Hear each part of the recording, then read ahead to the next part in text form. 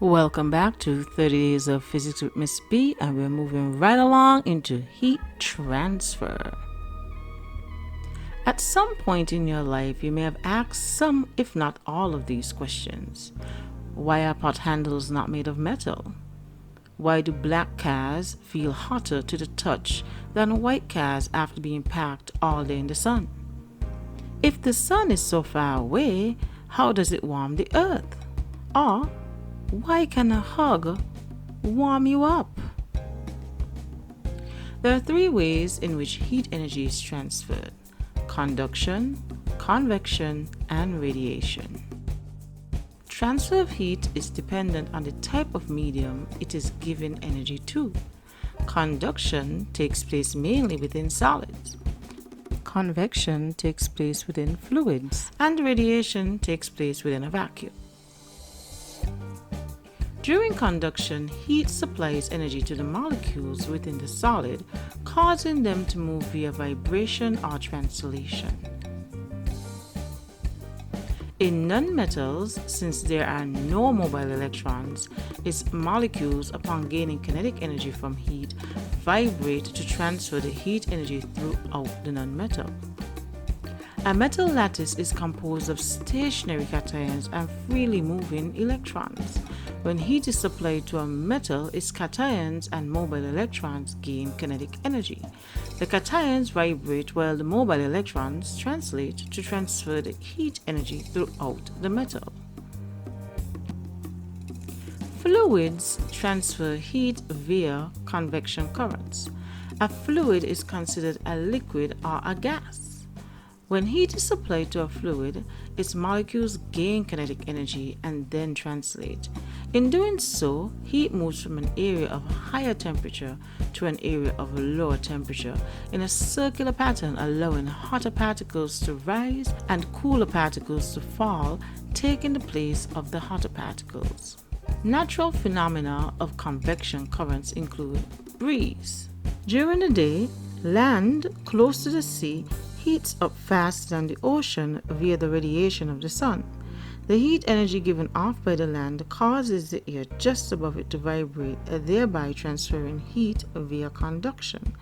Warmer air particles translate by rising and expanding as they lose density. Cooler air particles then fall to the hot land, which also gets warm in the process. A convection current is created, bringing cool offshore breeze from the sea. At night, the sea is now losing heat energy that was gained from the sun's radiation. It takes water a longer time to heat up than soil because it has a higher specific heat capacity than soil. The air above the ocean gains heat energy via conduction. These air particles then translate by rising and expanding, allowing cooler particles to fall closer to the ocean.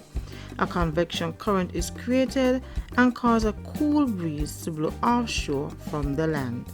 Therefore, during the day, you have sea breeze, and during the night, you have land breeze. The Earth's crust is synonymous to an eggshell that has multiple cracks all around. These cracks are like pieces of a puzzle referred to as tectonic plates. Tectonic plates are large land masses that are in constant motion.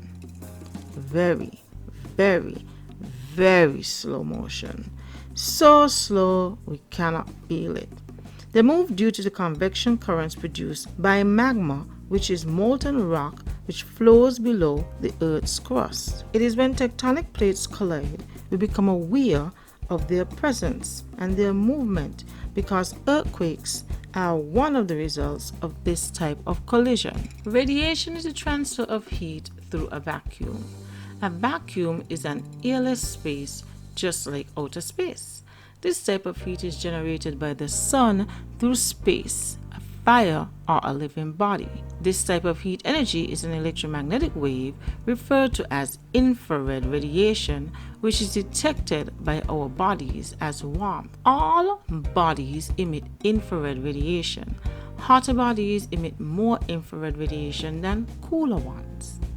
Bodies that are hotter than their surroundings are good emitters of heat, while bodies that are cooler than their surroundings are good absorbers of heat. The factors that affect the absorption or emission of radiation are color, texture of surface, and area of surface. Depending on the temperature relative to the surroundings, objects that are black, dull, rough, and matte are good absorbers and good emitters of heat, while objects that are shiny, smooth, polished, and silver or white are poor absorbers and poor emitters of heat. A good absorber of heat is a good emitter of heat but a poor reflector of heat, while a bad absorber of heat is a poor emitter of heat but a good reflector of heat.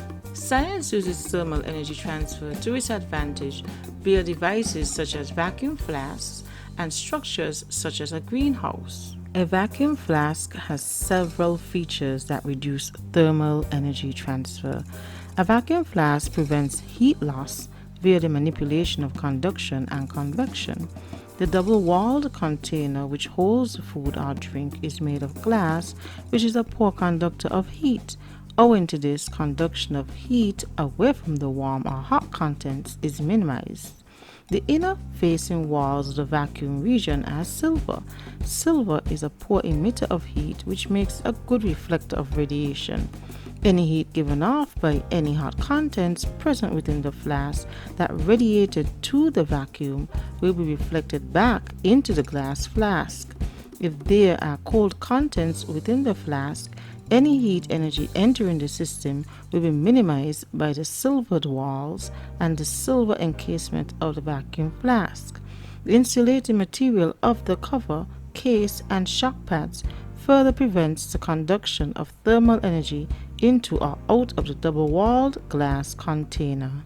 With glass houses, high-frequency infrared radiation is able to enter the glass. Infrared radiation from the sun has high frequency because of the amount of heat energy it gets from the sun, which has a temperature of 6,000 kelvins. Some of it is not absorbed and it is able to exit the glass. Infrared radiation absorbed by plants is emitted at a low frequency because the heat energy gained from the plants and soil is lower than the heat energy given by the sun. Therefore, their wavelengths are longer. Long-wave infrared radiation cannot pass through glass and so gets trapped within the glass house, keeping inside the glass house warm. So back to these questions. Why are pot handles not made of metal? Why do black cars feel hotter to the touch than white cars after being packed all day in the sun? If the sun is so far away, how does it warm the earth? And why can a hug warm you up? We could now answer them because we have all the information. 1. Pot handles are not made of metal because metals are great thermal conductors of heat. A metal handle on a pot while it is under fire will be dangerous to touch since it will burn the skin. The next question investigates why black cars feel hotter than white cars after being packed all day in the sun. Well, black materials are better absorbers of heat than white materials. Since they are better absorbers of heat, they are also excellent at emitting heat. White materials are better at reflecting heat away from themselves and hence are poor emitters of heat. This makes white materials significantly cooler to the touch than black materials in warm or hot weather. If the sun is so far away, how does it warm the earth? Heat emitted from the sun travels through space, which is a vacuum, at a speed of 3 times 10 to the 8 meters per second. It is part of the electromagnetic spectrum. The electromagnetic wave responsible for heating the earth is infrared radiation. Once infrared radiation reaches Earth, it warms the Earth while it is simultaneously absorbed by plants, soil, and animals as short-wave infrared radiation. It is then emitted back into Earth's atmosphere as long-wave infrared radiation after it has been used by the plants, soil, and animals. Additionally, due to the amount of carbon dioxide and other greenhouse gases such as methane present within the Earth's atmosphere, they act like a blanket, trapping these long-wave infrared waves by absorbing them. These greenhouse gases then emit their own radiation thereby warming Earth further. Why can a hug warm you up? Well, sometimes, if not most times, a hug from another person can make you feel warm. This is because heat moves from hotter bodies to cooler bodies. In order to reach thermal equilibrium, the heat energy generated by the warmer body will convert into kinetic energy of the molecules of the cooler body. These molecules will then vibrate as the heat energy is transferred to the cooler body. The temperature of the cooler body will rise until both bodies are at the same temperature, because at this point the fast moving molecules would have slowed down due to a loss of energy. Alright guys, I'd like to thank you for watching another episode of 30 Days of Physics with Miss B. See you tomorrow for the 20th. Bye!